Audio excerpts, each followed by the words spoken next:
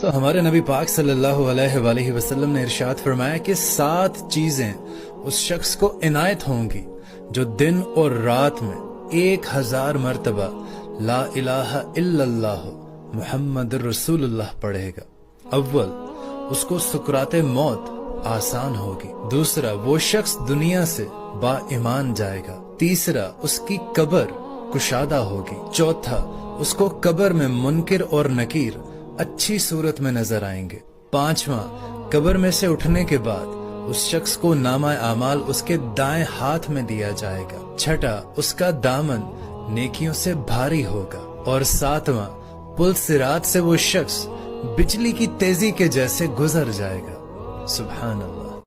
ایک خاتون بتاتی ہیں کہ میں نے آج تک اپنے خاوند کے ساتھ زبان درازی نہیں کی۔ وہ دنیا کی سب سے بری ترین بات بھی کہہ جائے تو میں دل ہی دل میں خود کو بتاتی ہوں کہ کوئی بات نہیں، کہہ لینے دو، میں سن سکتی ہوں، اللہ تعالیٰ نے مجھے مضبوط بنایا ہے۔ دکھ تو ہوتا ہے، ظاہر ہے انسان ہوں، لیکن یہی دین ہے، یہی حق ہے، اور خاوند کا مقام بھی یہی ہے۔ کیونکہ آپ صلی اللہ علیہ وآلہ وسلم کے پاس ایک عورت تشریف لائی اور کہنے لگی، یا رسول اللہ، میری شادی ہے، مجھے نصیحت فرمائیں کہ میرے خاوند کا مجھ پر کیا حق ہے۔ تو آپ صلی اللہ علیہ وآلہ وسلم نے ارشاد فرمایا کہ تیرے خاوند کے جسم میں، پورے جسم میں اگر پیپ پڑ جائے اور تو اپنی زبان سے چاٹ چاٹ کر صاف کرے، تب بھی تو اپنے خاوند کا حق ادا نہیں کر سکتی۔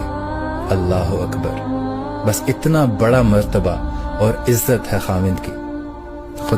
حدیث شریف میں آتا ہے کہ اگر تم نماز پڑھ رہے ہو اور تم یہ دیکھو کہ کوئی شخص تمہیں دیکھ رہا ہے اور تم اپنا سجدہ لمبا کر دو تو یہ شرک ہے۔ اب مان لیجئے کہ پہلا تمہارا سجدہ 10 سیکنڈ کا تھا، لیکن جب سے تمہیں یہ احساس ہوا کہ وہ شخص تمہیں دیکھ رہا ہے، تم نے اپنا سجدہ لمبا کر دیا، 15 سیکنڈ کا سجدہ کر دیا۔ اب یہ جو 5 سیکنڈ کا سجدہ آپ نے کیا ہے، یہ کیا ہے؟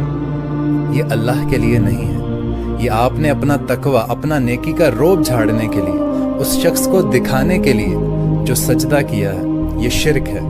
اسے شرک غفلت کہتے ہیں، اس سے بچیں۔